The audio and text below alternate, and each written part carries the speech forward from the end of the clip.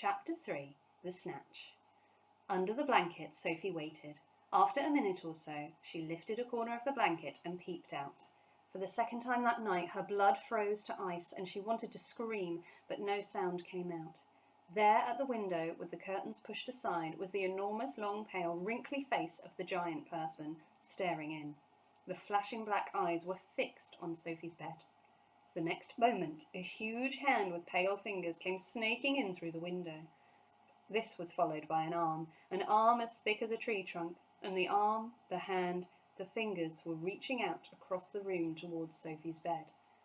This time, Sophie really did scream, but only for a second, because very quickly the huge hand clamped down over her blanket and the scream was smothered by the bedclothes. Sophie, crouching underneath the blanket, felt strong fingers grasping hold of her, and then she was lifted up from her bed, blanket and all, and whisked out of the window.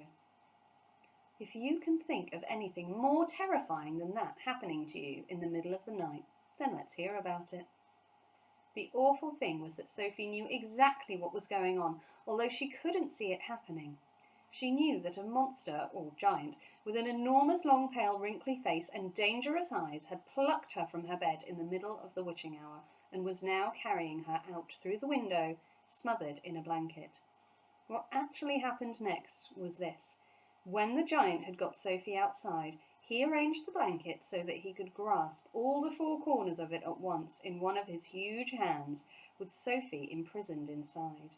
In the other hand he seized the suitcase and the long trumpet thing, and off he ran. Sophie, by squirming around inside the blanket, managed to push the top of her head out through a little gap just below the giant's hand. She stared around her. She saw the village houses rushing by on both sides. The giant was sprinting down the high street. He was running so fast his black cloak was streaming out behind him like the wings of a bird.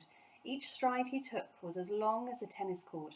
Out of the village he ran, and soon they were racing across the moonlit fields. The hedges dividing the fields were no problem to the giant. He simply strode over them. A wide river appeared in his path. He crossed it in one flying stride. Sophie crouched in the blanket, peering out. She was being bumped against the giant's leg like a sack of potatoes. Over the fields and hedges and rivers they went, and after a while the frightening thought came into Sophie's head.